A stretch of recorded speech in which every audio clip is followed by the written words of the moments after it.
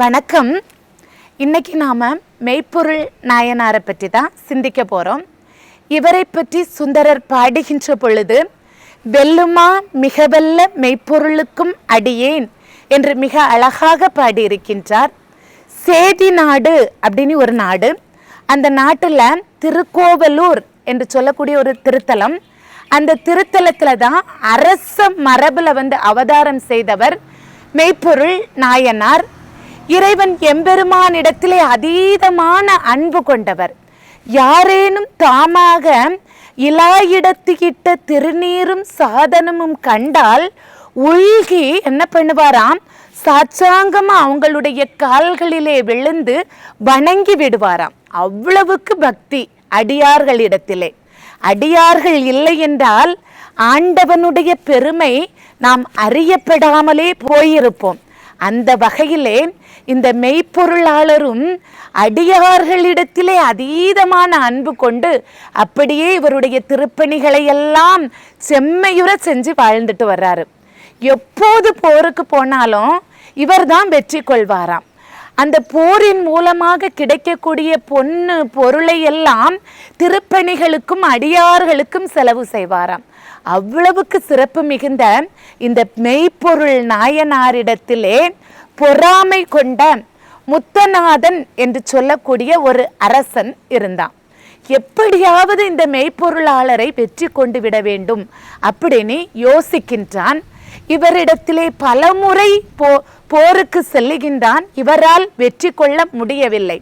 இவரை எப்படி வெற்றி கொள்வது என்று யோசிக்கும் பொழுதுதான் இவர் எந்த அடியாரை பார்த்தாலும் சாட்சாங்கமாக விழுந்து வணங்கக்கூடிய ஒரு பண்பு கொண்டவர் அப்படிங்கிறது இந்த முத்தநாதனுக்கு தெரியுது. இவரை வெற்றி கொள்வதற்கு ஒரே வழிதான் நாம் சிவ வேடத்திலே சென்று இவரை வெற்றி கொள்ள வேண்டும் அப்படின்னு நினைக்கிறாரு.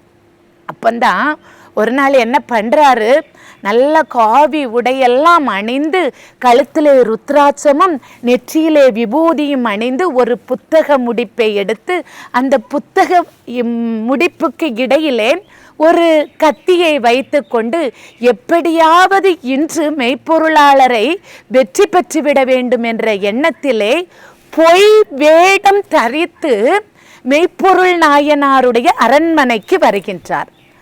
வருகின்ற பொழுது ஒவ்வொரு வாயிலாக கடக்கின்றான். அங்கே இருக்கக்கூடிய காவலர்கள் எல்லாம் தடுத்து நிறுத்துகின்றார்கள். இவர் நிற்பதாக இல்லை, அப்படியே போயிட்டே இருக்கிறார்.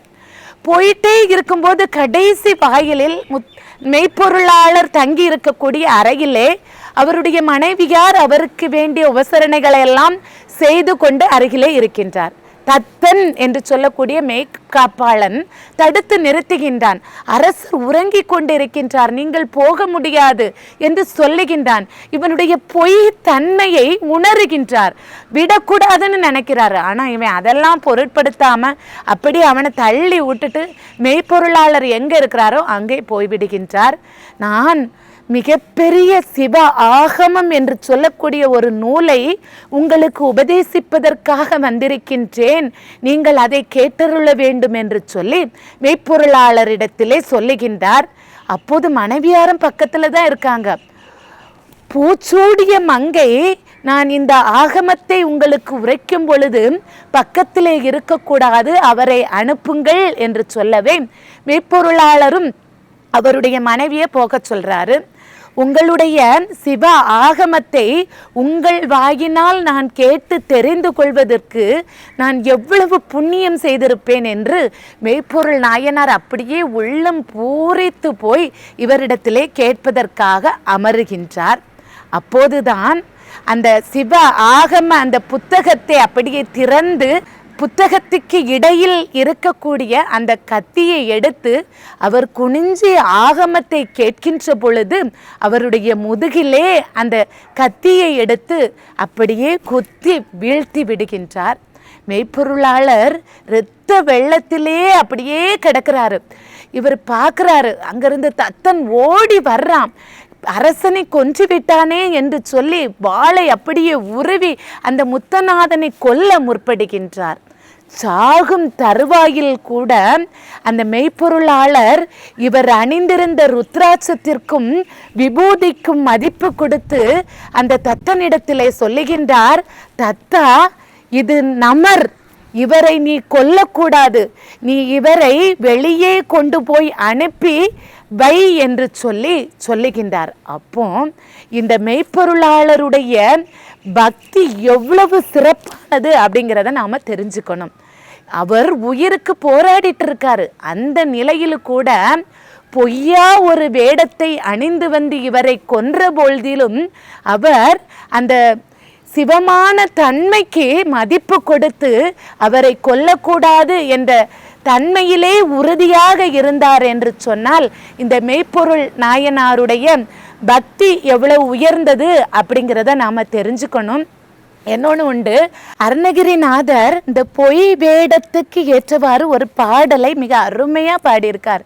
என்ன பாடல் அப்படின்னு பார்த்தீங்கன்னா, பொய் சின்னத்தை மாற்றி மெய் சின்னத்தை ஏற்றி பொற்பதத்துக்கு உள்ளாக்கு புலியூரா என்று சொல்லி பாடியிருக்கின்றார். அந்த வகையில தான் இந்த மெய்ப்பொருள் நாயனார் பொய்யாக ஒருத்தர் வேடம் அணிந்து வந்தால் கூட அவர்களையும் மதிப்பு கொடுத்து அவர்களையும் சிவமாக நினைத்து வணங்கினார் என்று சொன்னால் இவருடைய பக்தி எவ்வளவு உயர்ந்தது அப்படிங்கிறத நாம தெரிஞ்சுக்கணும். இந்த மெய்ப்பொருள் நாயனாருடைய திருவடியை வணங்கி அவருடைய அருளை பரிபூரணமாக பெறுவோம் என்று சொல்லி மீண்டும் ஒரு நாயனாரோடு சந்திப்போம். நன்றி, வணக்கம்.